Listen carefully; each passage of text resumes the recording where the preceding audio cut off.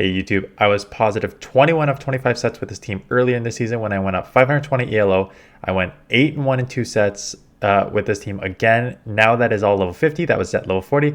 Level 50, team still works. Playing it the same still works. It's a super strong team. I'm just going to go over the battles. And I will, if you haven't watched the old video, I will just try and recreate exactly why this is such a strong team. And it comes down to the Gyarados lead. So a lot of people, when they try and run balanced teams, they run Gyarados on the safe swap because Gyarados is a pretty safe swap.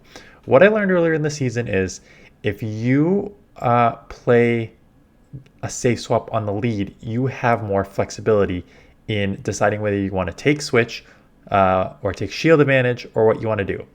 And Gyarados is one of those Pokemon where, like, outside of, I think fairies are probably your biggest weakness because you're a Dragon Breath user.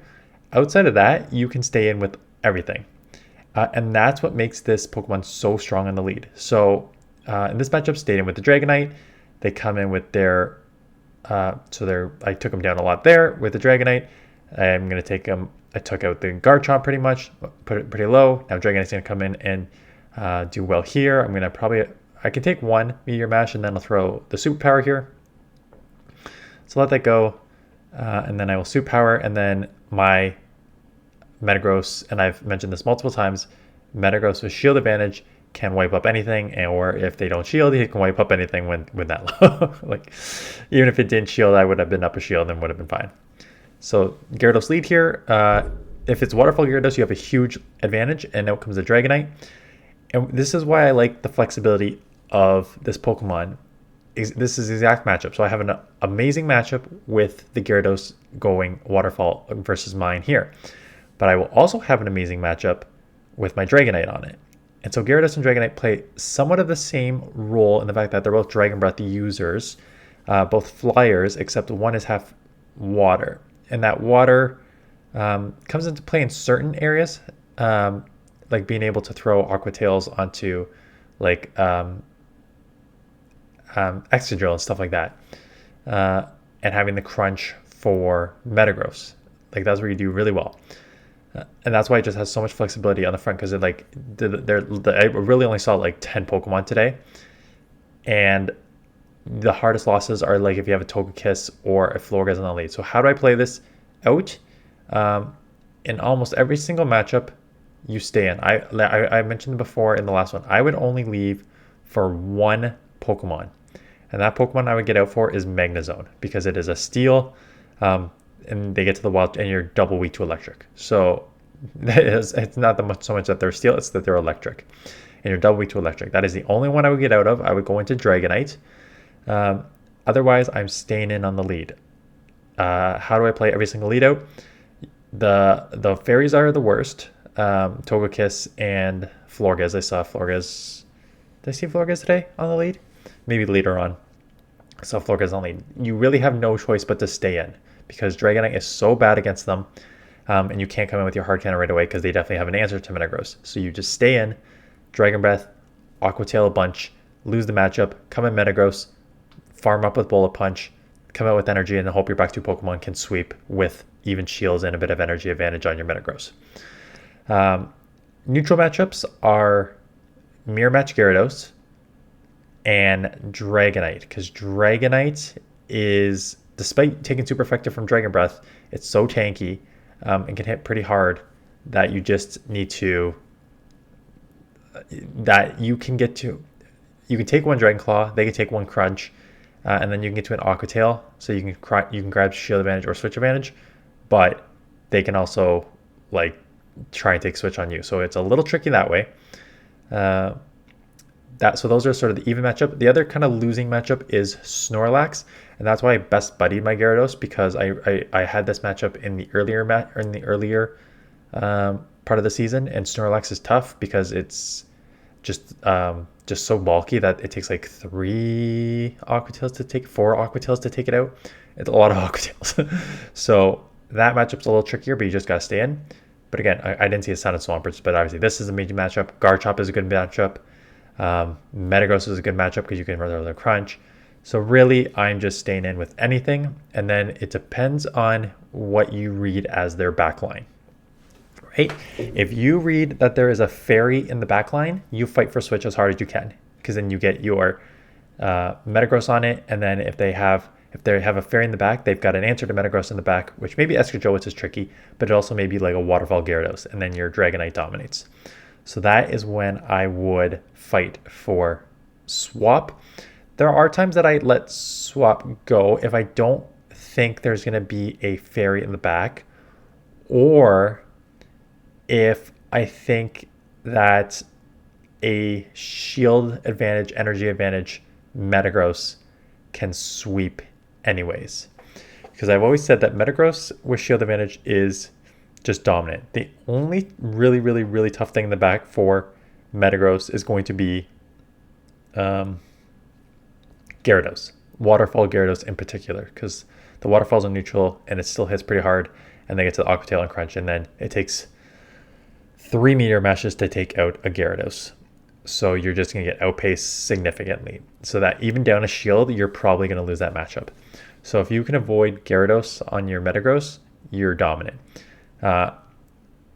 So if you read that they don't have a Gyarados in the back, or they don't have like a fairy in the back, then you can just let it go, take shield advantage, or take energy advantage, and then go from there. Again, but then if you read that they have like a fairy in the back, you need to try and fight for a switch. So this one here, Dragon Tail, again, they get to the move before you. These Dragon Claws are going to add up with the Dragon Tails. I can throw one Crunch here. Even if they don't shield, they're going to get to a second Dragon Claw before I get to mine, but they do shield. Their defense is lower, so I'm going to throw the Aqua Tail just to do some chip damage. I think they fight for switch. And is this where they have a fairy in the back? I remember one of them fighting for switch, and I'm like, okay, what do you have in the back that you just went down 2 shields here? So I'm going to shield 1 because I expect the superpower. But this is where I'm like, okay, not much I could do. They went down 2 shields, but now I have a shield advantage. So I come in here, and there's got to be a fairy. Yeah, and this is why good recognition by my opponent. I have nothing you can do here. And this is why I always fight for switch, because this is the exact situation. They have a Waterfall Gyarados on the back with a fairy, and that just hard counters your back line. There's nothing you can do.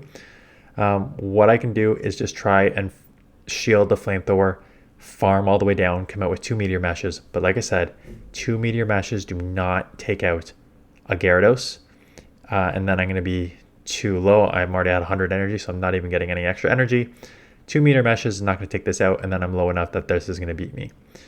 And this is why did my opponent double shield? Because they read this, they are you a subscriber to mine? Because this is a perfect read of my team. They have me hard countered in the back, and there's nothing I can do. So that is why I often fight for switch. Because if you got good alignment here, if you got your Dragonite on Waterfall Gyarados and your Metagross on a Fairy, there's nothing they can do. Just like there's nothing I can do in the reverse. So that's that. Good lead here. It was good lead here, and then I know they're behind, so I'm going to come in here and just crunch. And then maybe dip into my Dragonite, drip into my Dragonite. Hopefully they don't have an Outrage and it's only a crunch. I'm going to let this go. I did get hit with an Outrage, but it's just a crunch, so I can live that with ease. Take switch, have a superpower. So I could probably build up and just go back-to-back superpowers here, because they're going to try and farm me down. And I think I just totally mistimed this. I'm only going to get 1 superpower off. I think that was very poorly timed. Very poorly timed. But superpower does a lot. I know I can take it. I may shield anyways, because it would put me in the yellow, and I don't know what's in the back, and I just want to preserve this a little bit. And they got another one, so learn to count me. Like, I don't need to take this Meteor Mash here. I should have thrown before that. It is a Dragonite. I am baiting the crunch because they have 2 shields. They're likely to shield 1. And now, here we go. They can still win, but I think their win condition is baiting me with the Dragon Claw and then hitting me with a superpower. And if I remember, I call that, because superpower from here, between that and the Dragon Breath, would take me out. So I think I let it go thinking that they're going to bait me first, and they do bait me first. So now I can shield up what is a superpower, and they may bait me again, but at this point, it doesn't matter. Once I call 1 bait, this is over, because they're not going to get to a third one. And I can Meteor Mash, and then I can take out this Pokemon for a win here. And they're going to need to, they do it right. They CMP, like right when I'm getting to the move. CMP, even though mine's a hundo, I guess they're like best buddied there. But now I can just Dragon Breath down for the win. 5-0 in this set.